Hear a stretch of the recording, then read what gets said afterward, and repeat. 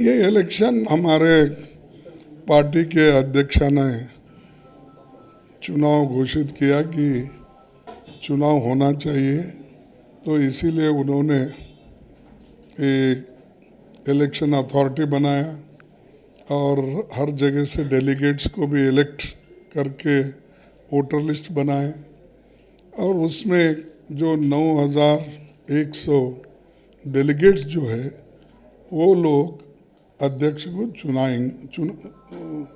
Elect करेंगे।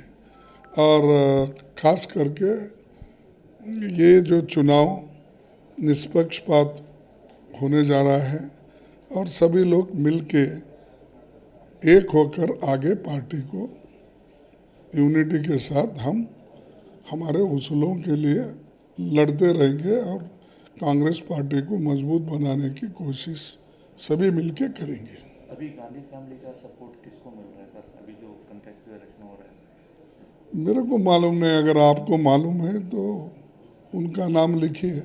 मेरे को तो इतना ही है कि ये चुनाव गांधी फैमिली इसमें इन्वॉल्व नहीं है और किसी को भी उनका समर्थन नहीं है वो, लेकिन अब उनको जो वोट है डेलीगेट्स के नाते वो अपना वोट किनको डालते हैं ये भी मुझे मालूम नहीं, तो इसीलिए इसमें उनका कोई हाथ नहीं है, किसको सपोर्ट का सवाल नहीं है। ये इम्पार्शियल इलेक्शन हो रहा है, लेकिन डेलीगेट्स बहुत से लोग डेलीगेट्स और बड़े सीनियर नेताओं ने, युवाओं ने और हर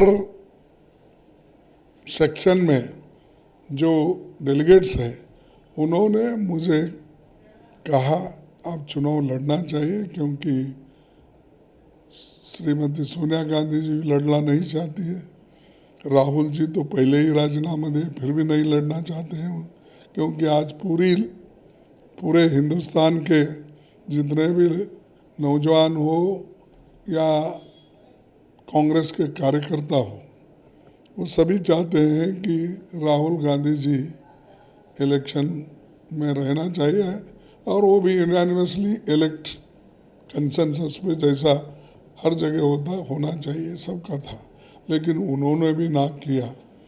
तब जब गांधी फैमिली में इसमें कोई इन्वॉल्वमेंट भी नहीं है तो अल्टीमेटली जो कार्यकर्ताओं ने, सीनियर लीडर ने तय किया, मुझे आप इस वक्त पार्टी को मजबूत करने के लिए, अपने उसूलों को मजबूत करने के लिए और देश में संविधान और डेमोक्रेसी को बचाने के लिए और आरएसएस और बीजेपी ये जो आज देश में जो डिवीज़न करने की कोशिश कर रहे हैं, भाषा के नाम से, धर्म के नाम से, और गरीब होते जा रहा है, अनएम्प्लॉयमेंट बढ़ रहा है और कीमतें ज़रूरी चीज़ों के दिन पे दिन बढ़ रहे हैं, तो ऐसे वक्त कांग्रेस पार्टी लड़ना ज़रूरी है।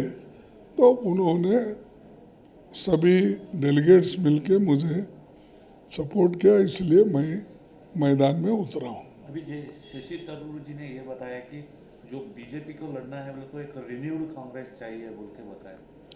नहीं, वो उनका अपना अर्थ होगा, उसको कमेंट नहीं करना चाहता।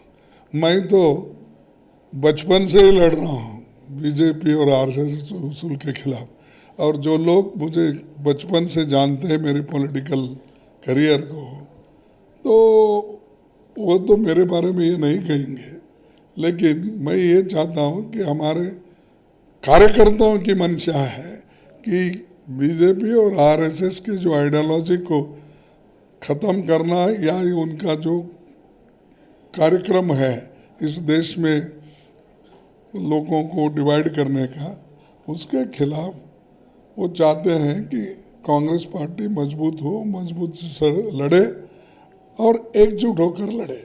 तो इसमें कोई वो थरूर क्या बोले, दूसरे क्या बोले, ये क्वेश्चन नहीं। क्वेश्चन है हम दोनों मिलके बीजेपी के खिलाफ, आरएसएस के खिलाफ, उनके आइडियोलॉजी के खिलाफ कितना लड़ सकते हैं ताकत लगाकर, वो ज़रूरी है।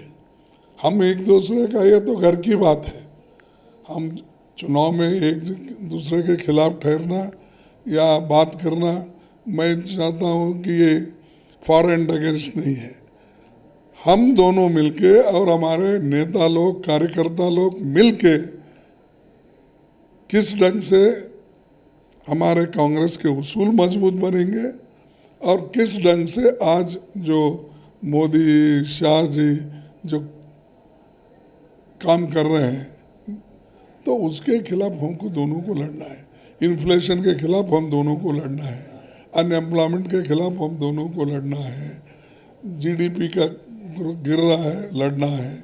और इस देश में 1% लोग, जब उनके पास 22% संपत्ति है, गरीब के पास, गरीब 50% लोगों के पास सिर्फ 13% संपत्ति है। ये जो डिस्पैरिटी है, अनइकोनॉमिक इनइक्वालिटी है, इसको निकालने के लिए हम दोनों लड़ना है, आपस में नहीं। तो इसीलिए हम दोनों मिलके उनसे लड़ने का है, वो लड़ेंगे। अच्छा, अभी अमित शाह जी ने जो जम्मू आज जो कश्मीर को गया हुआ है, रजौरी को गया हुआ है, उधर 370 निकालने के बाद ब्लड हो जाएगा बोल के जो लोग बताए। कौन? अमित शाह अभी जो रजौरी को गया हुआ है, अभी अच्छा। जाने के बाद वो स्पीच में बोला कि 370 निकालने के बाद ब्लड हो जाएगा बोल के अपोजिशन वाले बोले थे। मगर अभी जो मोदी चांस लग रहा है, उसको यही उत्तर में ये देखो, उन्होंने क्या कहता है उसका उत्तर देने के लिए मैं नहीं बैठा। जिस वक्त हमारा पार्लियामेंट चलेगा, जिस वक्त उनके बयान आएंगे, उस बयान के खिलाफ क्या बोलना, कैसा उसको उत्तर देना, हम देंगे।